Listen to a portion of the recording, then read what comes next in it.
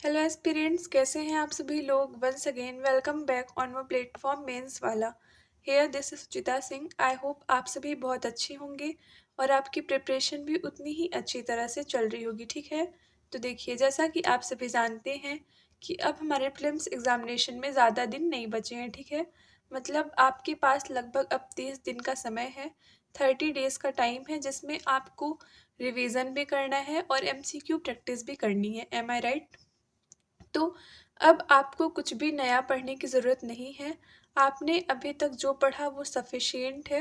अब बस आप उन्हीं टॉपिक्स का, उसी कंटेंट का बार बार मतलब मल्टीपल टाइम्स रिवीजन करें और जितना हो सके, जितना ज़्यादा आप एमसीक्यू सॉल्व कर सके वो करें। ठीक है, तो बेसिकली आज के लेक्चर में हम कुछ अपने पॉलिटी के इम्पॉर्टेंट टॉपिक मतलब फंडामेंटल ड्यूटीज़ के 15-20 एमसीक्यू पर ही डिस्कशन करेंगे। ठीक है, हालांकि ये क्लासेस प्री ओरिएंटेड है, लेकिन अगर आप किसी भी एग्ज़ाम की प्रिपरेशन कर रहे हैं तो ये टॉपिक मतलब इस टॉपिक के एमसीक्यूज़ आपके लिए हेल्पफुल रहेंगे। ठीक है, तो चलिए हम स्टार्ट करते हैं। सबसे पहला क्वेश्चन है, मौलिक कर्तव्य किस देश की प्रेरणा से संविधान में शामिल किया गया है। आपके सामने 4 ऑप्शंस हैं। पहला फ्रांस, दूसरा ऑस्ट्रेलिया, तीसरा रूस और चौथा आयरलैंड। जब हम कॉन्स्टिट्यूशन के किसी भी पार्ट को पढ़ते हैं, किसी भी चैप्टर को पढ़ते हैं, तो हमें कुछ बेसिक इन्फॉर्मेशंस पता होनी चाहिए। ठीक है, लाइक वो हमारे कॉन्स्टिट्यूशन में कहाँ एग्जिस्ट करता है, किस देश के संविधान से लिया गया था, किस आर्टिकल में है, क्या वो मूल संविधान में था, मतलब जब संविधान बना था तो क्या उसका अस्तित्व था, और अगर नहीं था तो वो किस संवैधानिक संशोधन के द्वारा जोड़ा गया। फिर उसके अलावा उस पर्टिकुलर पार्ट में अभी तक कितने संवैधानिक संशोधन, कॉन्स्टिट्यूशनल अमेंडमेंट्स हुए हैं। ये कुछ बेसिक पॉइंट्स हैं जो आपको पता होने चाहिए। ठीक है, तो आपके सामने पहला क्वेश्चन यही है कि मौलिक कर्तव्य को किस देश के संविधान से अपनाया गया है। यहाँ पर आपका राइट आंसर रूस मतलब रशिया हो जाएगा। Okay, option C is correct. Russia के संविधान से हमारे संविधान में मौलिक कर्तव्य जोड़े गए हैं। ठीक है, मतलब मौलिक कर्तव्य वहाँ से हमारे कॉन्स्टिट्यूशन में अडॉप्ट किए गए हैं। ओके, फिर चलिए हम नेक्स्ट क्वेश्चन देखते हैं। हमारा अगला क्वेश्चन है, मूल कर्तव्य भारत के संविधान में निम्नांकित में से किस भाग में दिए गए हैं। तो हमने देखा कि किस देश के कॉन्स्टिट्यूशन से अपनाए गए हैं। फिर उसके बाद अब बात आती है कि हमारे कॉन्स्टिट्यूशन में किस पार्ट में एग्जिस्ट करते हैं। ठीक है, तो आपके सामने 4 ऑप्शंस हैं।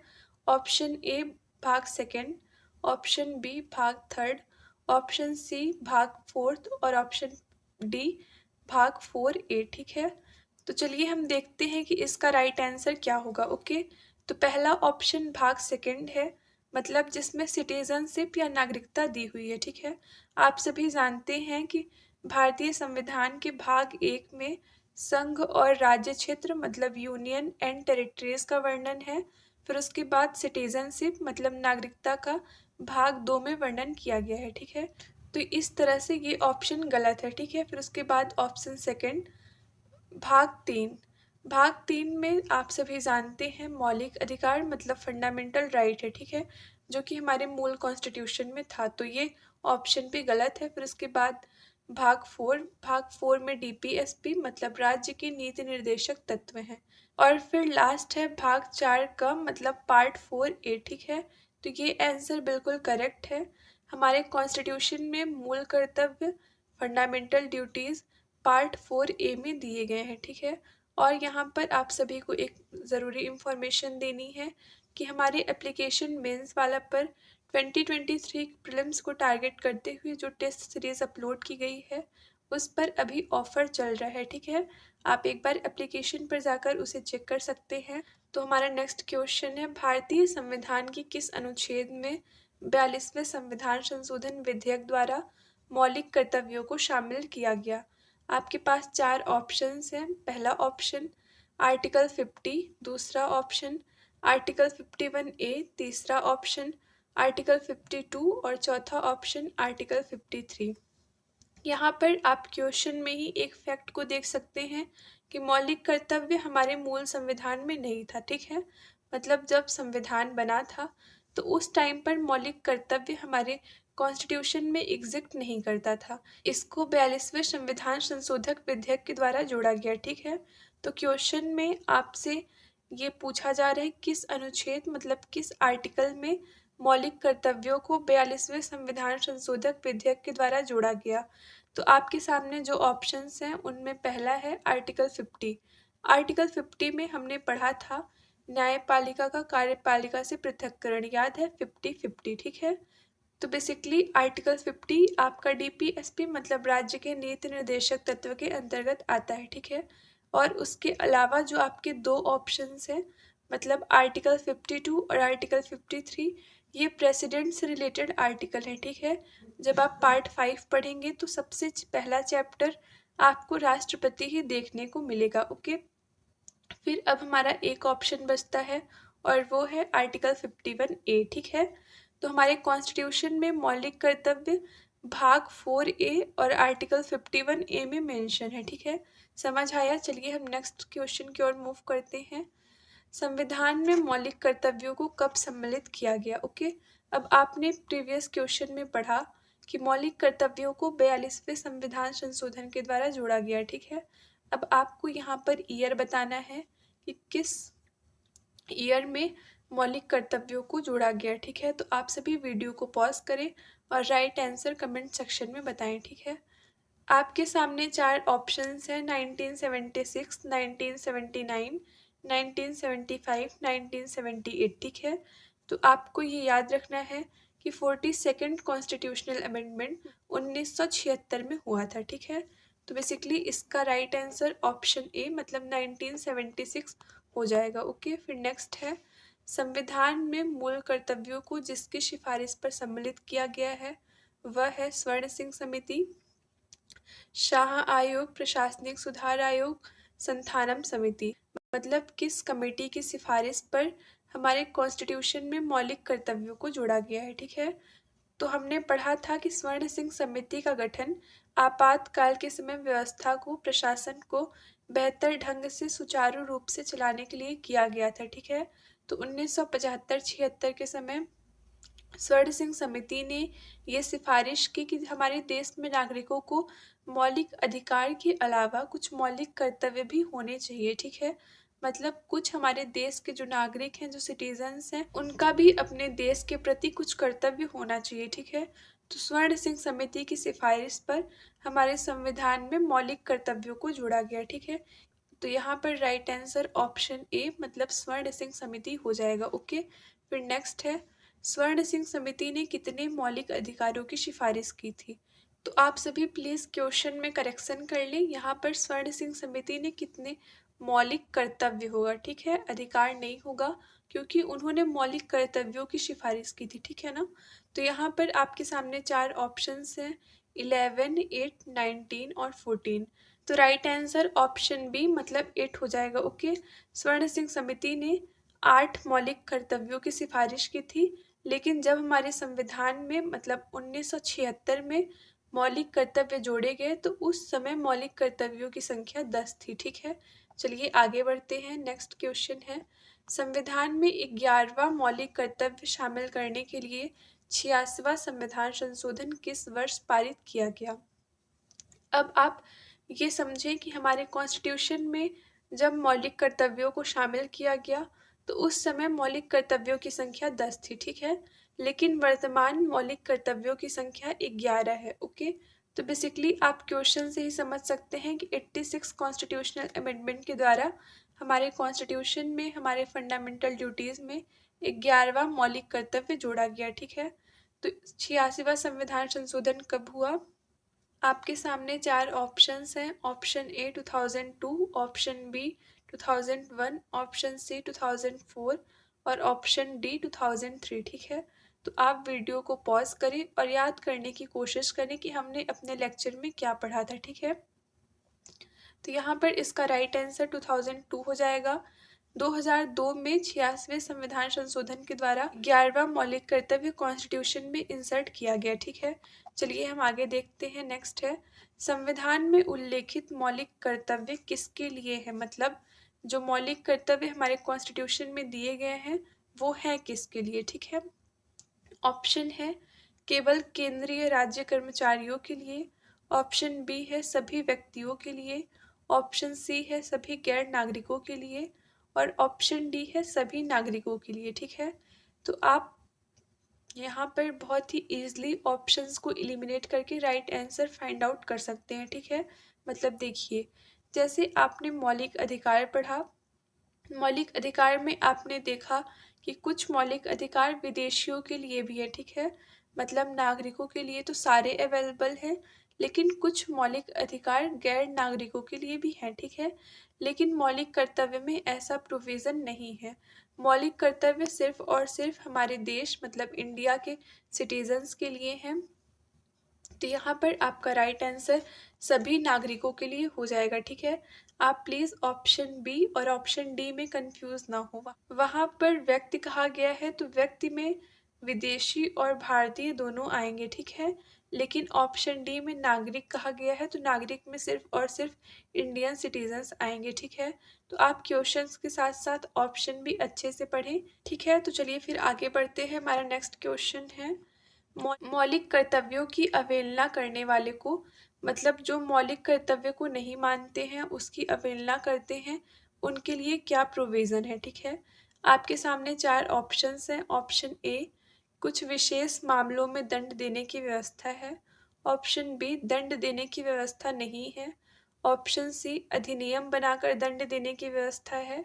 और ऑप्शन डी, दंड देने की व्यवस्था है। ठीक है, तो यहाँ पर आप सभी को समझ गए होंगे, क्योंकि हमने पहले ही डिस्कस किया कि मौलिक कर्तव्य भारतीय नागरिकों के कर्तव्य हैं। ठीक है, मतलब एक नागरिक का उसके देश के प्रति क्या कर्तव्य है उसका वर्णन ही मौलिक कर्तव्यों में किया गया है। ठीक है, तो यहाँ पर अगर आप मौलिक कर्तव्य को नहीं मानते हैं, उसकी अवहेलना करते हैं, तो दंड देने की व्यवस्था नहीं है। ठीक है, तो ऑप्शन बी इज राइट। मौलिक कर्तव्य की अवहेलना करने पर भी कोई भी दंड नहीं दिया जा सकता है। ठीक है, तो चलिए आगे बढ़ते हैं। हमारा नेक्स्ट क्वेश्चन है, तो यहाँ पर पूछा गया है कौन सा हिस्सा है, मतलब इन प्रोविजंस में से, इन ऑप्शंस में से कौन सा हमारे फंडामेंटल ड्यूटीज़ में इंक्लूडेड है। ठीक है, ऑप्शन ए, छुआछूत की परंपरा को समाप्त करना। ऑप्शन बी, हमारी मिली जुली संस्कृति की समृद्ध विरासत को संरक्षित करना। ऑप्शन सी, न्यायपालिका से कार्यपालिका का पृथक्करण। और ऑप्शन डी, उपयुक्त सभी। ठीक है, तो आप ऑप्शंस को ध्यान से पढ़ें और राइट आंसर कमेंट सेक्शन में हमें बताएं। ठीक है, तो जैसा कि आप सभी देख पा रहे हैं कि पहला ऑप्शन है छुआछूत की परंपरा को समाप्त करना। तो आप जब पूरे मौलिक कर्तव्य पढ़ेंगे तो एक नागरिक का ये कर्तव्य नहीं है कि वो छुआछूत की परंपरा को समाप्त करे। ठीक है, हालांकि वो आपस में ब्रदरहुड मतलब भाईचारे की भावना का विकास करके रहें, मगर छुआछूत जैसा कोई भी वर्ड हमारे कॉन्स्टिट्यूशन के पार्ट 4A में मेंशन नहीं है। ठीक है, तो ये ऑप्शन राइट नहीं होगा। फिर उसके बाद न्यायपालिका से कार्यपालिका का पृथक्करण, तो ये आपने पहले ही एक क्वेश्चन में देख लिया है कि डीपीएसपी के अंतर्गत न्यायपालिका का कार्यपालिका से पृथक्करण आर्टिकल 50 में होता है। ठीक है, फिर उसके बाद लास्ट ऑप्शन है ऑप्शन डी, उपयुक्त सभी। तो जब ऊपर के 2 आर्टिकल्स राइट नहीं है तो उपयुक्त सभी तो किसी केस में होगा नहीं। ठीक है, तो अब बचता है ऑप्शन बी, जिसमें हमारी मिली जुली संस्कृति की समृद्ध विरासत को संरक्षित करना है। ठीक है, okay, so option B is correct. Okay, so let's move forward. Next है, भारत के प्रत्येक नागरिक का कर्तव्य होगा प्राकृतिक पर्यावरण का संरक्षण एवं सुधार। ठीक है, आपके सामने 4 ऑप्शंस हैं। अनुच्छेद 21 मतलब article 21, article 48A, article 51A और आर्टिकल 56। ठीक है, तो क्वेश्चन में आपसे पूछा जा रहा है कि ऐसा प्रोविज़न किस पार्ट में, किस आर्टिकल में किया गया है प्राकृतिक पर्यावरण का संरक्षण और सुधार। ठीक है, तो आर्टिकल 21A में राइट टू लाइफ है, तो ये ऑप्शन होगा नहीं। ओके, क्योंकि यहाँ पर जीवन जीने की स्वतंत्रता मतलब प्राण एवं दैहिक स्वतंत्रता का प्रावधान किया गया है। ठीक है, फिर उसके बाद ऑप्शन बी है आर्टिकल 48A। तो आपने पढ़ा आर्टिकल 48A डीपीएसपी के अंतर्गत है और इसमें ग्राम पंचायतों के गठन का प्रावधान किया गया है। ठीक है, तो ये ऑप्शन भी नहीं होगा। फिर उसके बाद नेक्स्ट है आर्टिकल 51A और फिर है आर्टिकल 56। तो आर्टिकल 56 आपने पढ़ा कि राष्ट्रपति से संबंधित है, ठीक है। अगर आपको ये आर्टिकल्स माइंड में क्लिक नहीं कर रहे हो तो आप प्लीज़ एक बार लेक्चर सीरीज़ देख लें, वहाँ से आपके कॉन्सेप्ट्स क्लियर हो जाएंगे, ठीक है। मौलिक कर्तव्य का आई थिंक 15 मिनट का वीडियो है, जहाँ पर आपको बहुत ही अच्छी तरह से लर्न करने की ट्रिक भी बताई गई है और सारे प्रोविजंस भी क्रिस्टल क्लियर हो गए हैं, ठीक है। फिर आपके पास बस एक ऑप्शन बचता है, आर्टिकल 51A, ठीक है। तो यहाँ पर आर्टिकल 51A करेक्ट हो जाएगा, क्योंकि आपने पढ़ा था ना कि पर्यावरण संरक्षण करना है। फिर वैज्ञानिकों से पूछने गए कैसे करना है, तो उन्होंने कहा कि बस पर्यावरण संरक्षण इनफ नहीं है, ठीक है। मतलब आपको सार्वजनिक संपत्ति को भी सुरक्षित रखना चाहिए, ठीक है। कुछ इसी तरह से हमने लर्न किया था, याद है। तो चलिए हम अब आगे बढ़ते हैं। हमारा नेक्स्ट क्वेश्चन है, भारतीय संविधान के अंतर्गत निम्नलिखित में से कौन सा मूल कर्तव्य नहीं है, ठीक है। पिछले क्वेश्चन में हमने देखा कौन सा है, और यहाँ पर पूछा जा रहा है कौन सा नहीं है। लोक चुनावों में मतदान करना, ऑप्शन बी वैज्ञानिक प्रवृत्ति विकसित करना, ऑप्शन बी सार्वजनिक संपत्ति की सुरक्षा करना, ऑप्शन डी संविधान के प्रति निष्ठावान रहना और उसके आदर्शों का सम्मान करना, ठीक है। तो ऑप्शन बी और सी तो हमने अभी ही पढ़ा कि वैज्ञानिकों से पूछने गए, मतलब वैज्ञानिक दृष्टिकोण, वैज्ञानिक प्रवृत्ति, साइंटिफिक टेम्पर का विकास हुआ, ठीक है। तो ये ऑप्शन नहीं होगा, ठीक है। फिर उसके बाद सार्वजनिक संपत्ति की सुरक्षा करना, तो हमने एज अ ट्रिक इसको लर्न किया था कि वैज्ञानिकों ने बताया कि सार्वजनिक संपत्ति की सुरक्षा भी करनी है, ठीक है। मतलब सिर्फ पर्यावरण संरक्षण काफ़ी नहीं है, हमें सार्वजनिक संपत्ति की सुरक्षा भी करनी है। तो ये भी मौलिक कर्तव्य में है, तो ऑप्शन ये करेक्ट नहीं होगा, ठीक है। फिर उसके बाद नेक्स्ट है संविधान के प्रति निष्ठावान रहना और उसके आदर्शों का सम्मान करना। तो ये भी आपके मौलिक कर्तव्य में प्रोविज़न किया गया है कि हर एक नागरिक को अपने संविधान के प्रति निष्ठावान रहना चाहिए और जो भी उसके आदर्श हैं, आइडियल्स हैं, उनकी रिस्पेक्ट करनी चाहिए, ठीक है। तो बस एक ऑप्शन बचता है और वो है लोक चुनावों में मतदान करना, ठीक है। मतलब लोक चुनाव में मतदान करना ये किसी भी नागरिक का मौलिक कर्तव्य नहीं है, ठीक है। तो आप सभी पहले कमेंट करके बताएं कि राइट टू वोट मतलब मत देने का अधिकार किस प्रकार के अधिकार के अंतर्गत आता है, ठीक है। आपके पास ऑप्शंस हैं, कॉन्स्टिट्यूशनल राइट मतलब संवैधानिक अधिकार, ऑप्शन बी लीगल राइट मतलब कानूनी अधिकार, और ऑप्शन सी मौलिक अधिकार मतलब फंडामेंटल राइट्स, ठीक है। ये क्वेश्चन यूपीएससी में भी पूछा गया है। आप सभी चलिए फटाफट इसका कमेंट करके आंसर बताएं। फिर नेक्स्ट है भारत की प्रभुता, एकता और अखंडता की रक्षा करें और उसे अछूड़ रखें, यह उपबंध किस में किया गया है, ठीक है। ऑप्शन है ऑप्शन ए संविधान की उद्देशिका, ऑप्शन बी राज्य के नीति निर्देशक तत्व, ऑप्शन सी मूल अधिकार और ऑप्शन डी मौलिक कर्तव्य, ठीक है। तो आपने पढ़ा था तीसरे में 3 शब्द, ठीक है। मतलब मौलिक कर्तव्य फंडामेंटल ड्यूटीज के थर्ड प्रोविजन में 3 शब्द 3 वर्ड्स दिए गए हैं, ठीक है। प्रभुता, एकता और अखंडता, यूनिटी, इंटीग्रिटी और सवर्निटी, ठीक है। तो यहाँ पर आपका राइट आंसर मूल कर्तव्य मतलब फंडामेंटल ड्यूटीज हो जाएगा, ठीक है। मौलिक कर्तव्य जब हमने पढ़ा था तो हमने बहुत ही अच्छी तरह से देखा था कि मौलिक कर्तव्य के तीसरे पॉइंट में 3 शब्द, ठीक है। आप एक बार प्लीज़ उस लेक्चर को देख लें, आपके वहाँ से कॉन्सेप्ट्स अच्छी तरह से क्लियर हो जाएंगे, ठीक है। फिर आपका नेक्स्ट क्वेश्चन है, एक नागरिक के मूल कर्तव्यों में कौन सा कर्तव्य सम्मिलित नहीं है, ठीक है। आप है या नहीं है, इन वर्ड्स को बहुत ही ध्यान से पढ़ें, क्योंकि अगर आप इनको नेग्लेक्ट करते हैं, इन पर ध्यान नहीं देते हैं, तो आते हुए क्वेश्चंस भी गलत हो जाते हैं, ठीक है। मतलब आप हर एक वर्ड को ध्यान से पढ़ें कि आपसे क्वेश्चन में क्या पूछा जा रहा है। Okay, so here options are प्राकृतिक पर्यावरण की रक्षा और उसका संवर्धन, स्वतंत्रता के लिए हमारे राष्ट्रीय आंदोलन को प्रेरित करने वाले उच्च आदर्शों को संजोए रखें और उनका पालन करें, अस्पृश्यता मिटाने की ओर प्रयास करें, वैज्ञानिक दृष्टिकोण, मानववाद और ज्ञानार्जन तथा सुधार की भावना का विकास करें, ठीक है।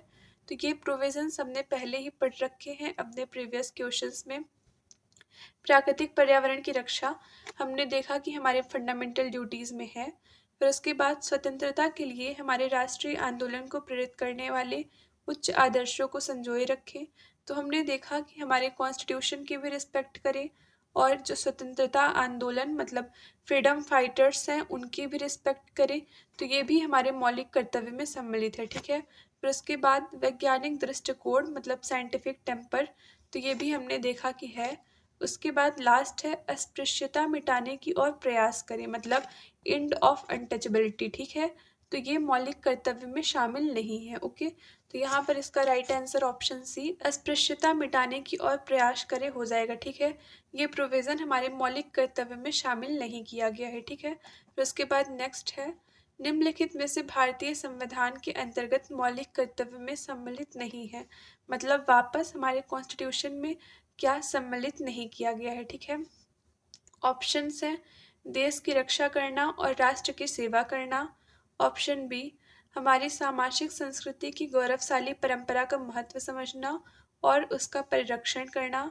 ऑप्शन सी ग्राम पंचायतों के गठन में सहायता करना। ऑप्शन डी सार्वजनिक संपत्ति को सुरक्षित रखना और हिंसा से दूर रहना। ठीक है, तो यहाँ पर पहला ऑप्शन मतलब देश की रक्षा करना और राष्ट्र की सेवा करना, ये हमारे मौलिक कर्तव्य में शामिल है। उसके बाद दूसरा गौरवशाली परंपरा, तो ये भी हमारे मौलिक कर्तव्य में दिया गया है।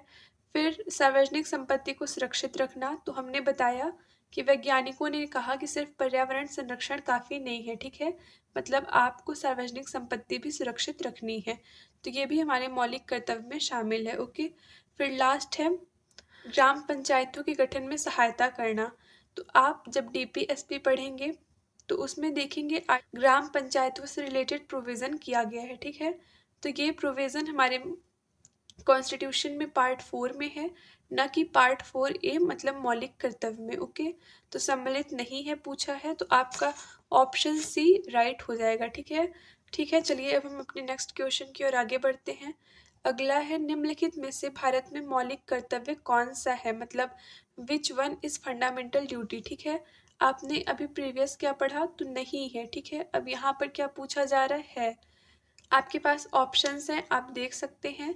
न्यायपालिका से कार्यपालिका का पृथक्करण, ये तो हमने पहले ही 2 क्वेश्चंस में पढ़ रखे हैं कि ये गलत है। ठीक है, फिर उसके बाद बच्चों के लिए मुफ्त एवं अनिवार्य शिक्षा, तो यहाँ पर मतलब मौलिक कर्तव्य में मतलब 11वां मौलिक कर्तव्य जो कि एक कॉन्स्टिट्यूशनल अमेंडमेंट के द्वारा जोड़ा गया था, उसमें ये पेरेंट्स का ड्यूटी है, मतलब ये माता पिता या फिर गार्जियंस का कर्तव्य है कि वो अपने 6 से 14 वर्ष की उम्र के बच्चों को शिक्षा दिलाएं। ठीक है, तो मौलिक कर्तव्य में मुफ्त शिक्षा का प्रावधान नहीं है। ठीक है, तो ये गलत हो जाएगा। फिर उसके बाद छुआछूत की परंपरा को समाप्त करना, तो ये भी मौलिक कर्तव्य में प्रोविज़न नहीं किया गया है। ठीक है, अब आपके पास लास्ट बचता है ऑप्शन बी हमारी मिली जुली संस्कृति की समृद्ध विरासत को संरक्षित करना। ठीक है, तो ये प्रोविज़न हमारे कॉन्स्टिट्यूशन में मौलिक कर्तव्यों में किया गया है।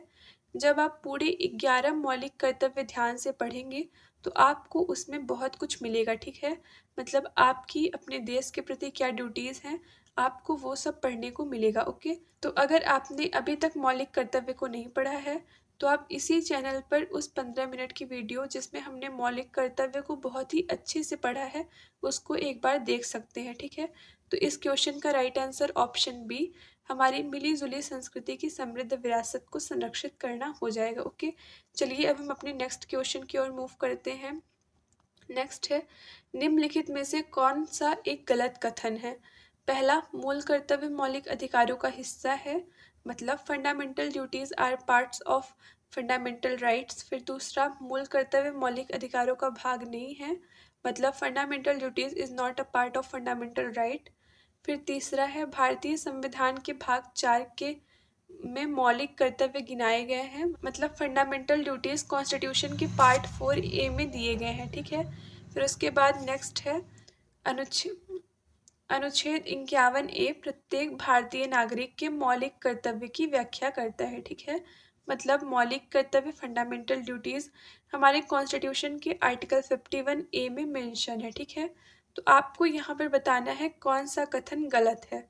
तो देखिए, आप यहाँ पर इजीली एलिमिनेट कर सकते हैं कि 2 अपोजिट है। ठीक है, मतलब 2 ऑप्शंस बिल्कुल अपोजिट हैं, तो उन्हीं में से कोई एक आंसर होगा। ठीक है, जैसे मूल कर्तव्य मौलिक अधिकार का हिस्सा है, फिर दूसरा मूल कर्तव्य मौलिक अधिकारों का हिस्सा नहीं है। ठीक है, तो दोनों तो होगा नहीं। तो आप सभी जानते हैं कि मौलिक अधिकार मतलब फंडामेंटल राइट्स हमारे मूल कॉन्स्टिट्यूशन में थे, और उसके अलावा ये हमारे संविधान के भाग 3 में दिए गए हैं, ठीक है।